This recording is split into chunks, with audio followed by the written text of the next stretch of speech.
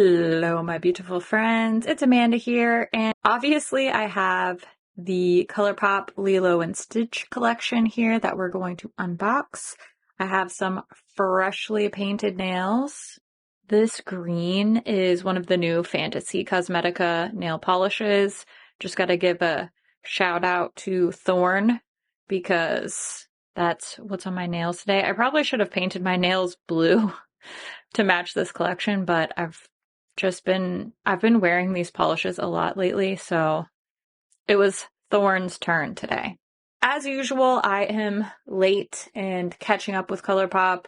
I'm literally just opening this up. It just arrived not too long ago, and I'm gonna voice over as we go through everything. I'll do some live swatches. I have a couple people that have requested comparisons as well. So let's dig in and check out this collection. This Lilo and Stitch collection doesn't have any special accessories like hairbrush or mirror or clip or anything like that. There are two cheek products, one cream blush and one Supershock highlighter. There are three lip products. They are all ultra glossy lips, so just the classic ColourPop lip glosses. And then there are two eye products as well. There is a Shadow Sticks Duo and a 12 pan eyeshadow palette. You can use my affiliate code. It's just my first name, Amanda, and that will save you on your individual item purchases. But you cannot use any coupon codes on the full collection set or any of the vault type of sets like the gloss trio. You can buy all three glosses together. That is at a discounted price, so then you cannot stack an affiliate code with that. But you can use an affiliate code on the individual items. I do want to mention, because there is a site-wide sale right now, that this collection is excluded from sales and promos. So right now, as I'm recording this voiceover, there's a 25% off site-wide sale. That does not apply to this collection. But you can get a full collection set for $95. Again, that's already a discounted price, so you can't use a coupon code with that. But I just wanted to let you know all the options. First, we're going to look at the cheek products. This is the Supershock Highlighter in the shade Ohana.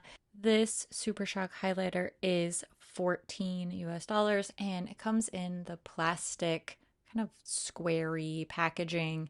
When you open up inside, there is a decent mirror, and then you'll see that the highlighter itself is that sort of swirly tie-dye style that they've done many times in the past.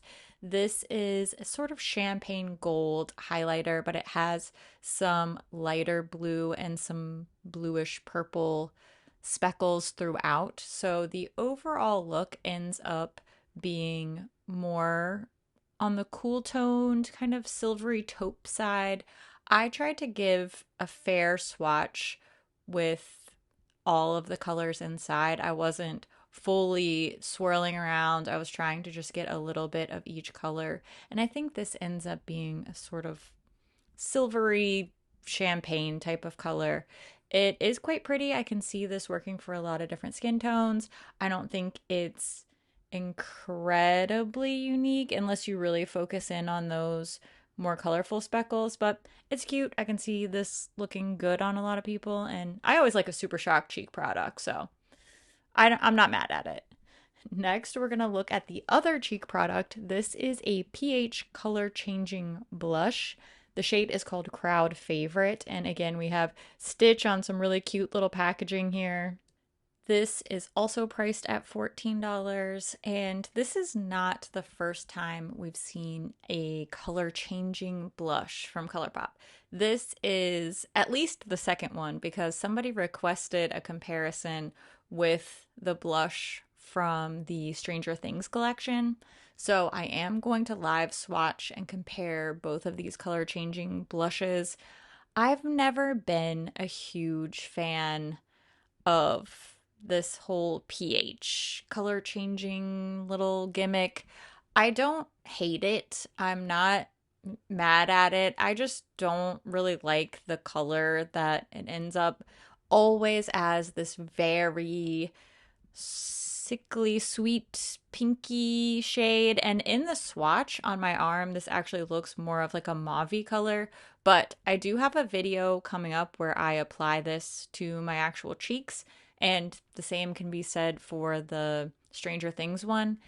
It doesn't look like this on my face. It looks a lot more pink. Like here, it looks like a little sort of pinky lavender, could almost be mistaken for like a pinky mauve type of color. But I did wear this blush. It does have that bubblegum pink type of look on my cheeks when I applied it to my face.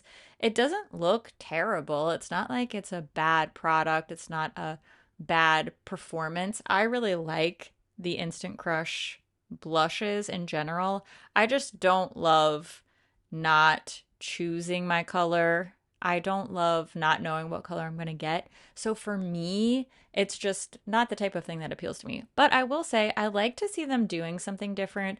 I like to see them bringing this blue face product out. I mean, when else could they do such a thing? So I like when they go for it with these kind of weirder, kookier collabs to do something kind of weird and kooky with the products. Just because it's not a fit for me doesn't mean I think that it's a bad idea. Ultimately, I do think that both of these look very similar in the swatch, and they do look very similar, at least for me, my personal pH. These look the same on my face too. Now, let's talk about this Shadow Sticks duo. This is called Cute and Feisty. It's priced at $16. Because these shades are not sold individually, this is not considered a bundle. The duo is the product, so you can use a coupon code on something like this when the Shadow Sticks are not available as individual shades. Hopefully that makes sense. I have really come around recently to shadow sticks. I have two in my personal collection that I've been wearing a lot over the past 2 months. So, this is actually a product that appeals to me more now than it would have, say, a year ago. I don't know if I'm just becoming lazier or what, but I've really been enjoying just taking a shadow stick, whacking it all over my eyelid, smudging it out a little bit, taking one eyeshadow and kind of smudging the crease and calling it a day. So I actually can see myself wearing these, and I do like both of the shades quite a bit. Admittedly, this very icy blue to gold duochrome is not my number one go-to type of color, but I definitely can see myself wearing this more purpley duochrome shade. I like that they went for some interesting yet approachable colors. I can see a lot of people enjoying these. This is definitely a fun spring, summertime type of look. So I think they really nailed it with the shadow duo. Personally, I would have loved to see this actually as a trio with a darker blue, more stitch colored blue offering as well. I think that would have made a really lovely trio. And I think that would have been maybe a little bit more representative of the shades that people want to see from the film. I did want to do a couple of comparison swatches here because I felt like some of these shadows might be more similar. Truly, just Fall of Wonder is the dupe. That's from the Alice in Wonderland collection. The blue shade is a lot more unique, but in general, I thought I would have more similar shades in my Shadow Sticks collection, so these are more unique than I expected. Now, I have a lot to say about these ultra glossy lips. These are sold in a set of three for $33, or you can buy just individually for $12 each. I really think this packaging is so cute. I love this cute little packaging with the dripping popsicle, the color coordinating, the little this is so cute. I love it. These smell really sweet. They are adorable. I absolutely love this idea. I do think that they went very boring with the colors. I wish that there was something a little bit more exciting going on shade wise. I get it. These are the types of colors that people will like to wear. And ultimately, this will probably make for a good use value if it's something that you're going to use up. And I guess I can't begrudge that.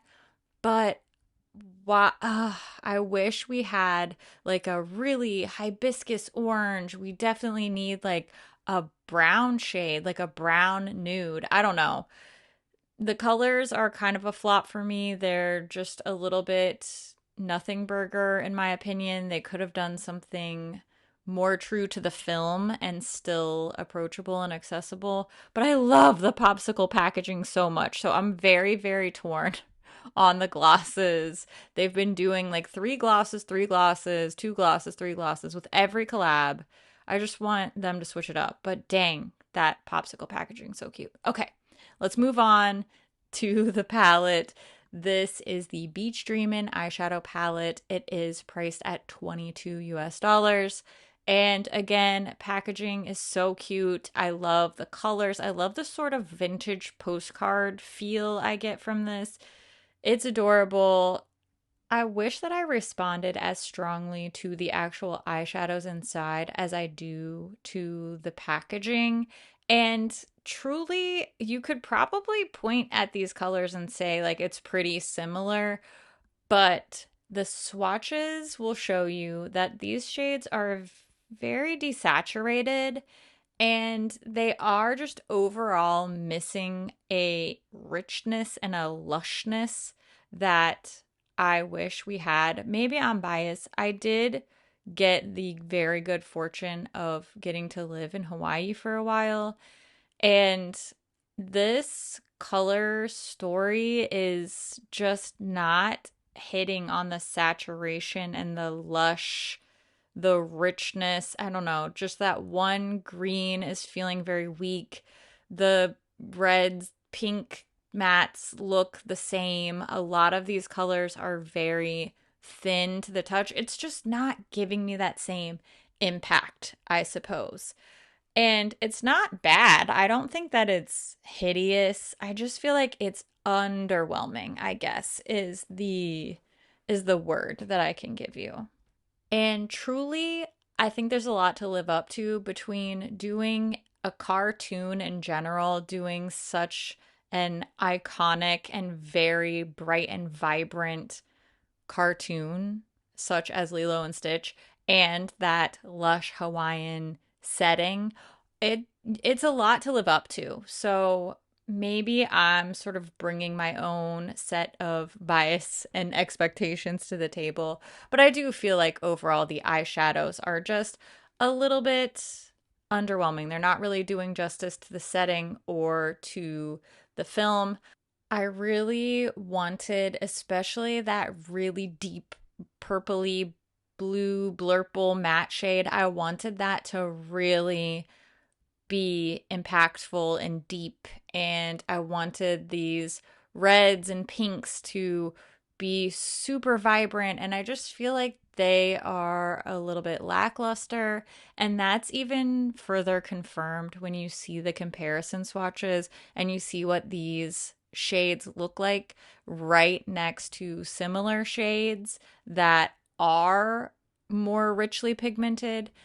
Maybe this would be a totally different first impression if the shades were simply just more highly pigmented. I think I could be having a different response if I was getting more impact, if I was getting more metallic and shimmer and luxe feeling.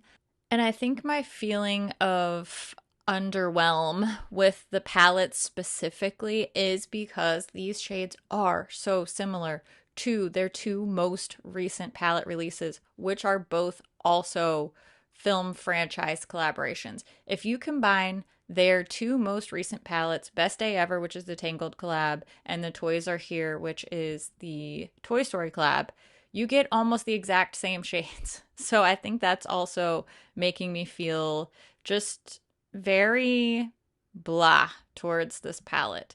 Now, look at the shades in the Fade into Hue Mega palette. This is also a ColourPop palette, but look how much brighter those matte shades are, even the shimmers that are of a similar color are just shinier and they're just giving me more of, I guess, what I expected. So, Fade into Hue is probably the hero of this comparison today. However, I did also want to pull out my indie mega palette. This is from Odin's Eye. It's the Eternal Twilight palette because I felt like there were some similar shades in here. Eternal Twilight definitely has much more metallic shimmer shades, but some of those mattes are definitely hitting the same notes. So hopefully these comparisons are helpful, but if you want to see any other comparisons, anything with this collection, just let me know and I can make a little short video from those suggestions you leave down in the comments. That wraps up my first impression of this new Lilo and Stitch collection. Overall, I like most of the products, but I would be most likely to recommend one of the lip glosses. Definitely the shadow sticks are hitting for me, and then probably the highlighter as well. I think those are the things I'm most excited to go back to. But I'd love to hear what you think about this collection. Please leave all your thoughts down in the comments below. And as always, thank you so much for watching. I'll see you in my next video. I love your face. Okay, bye.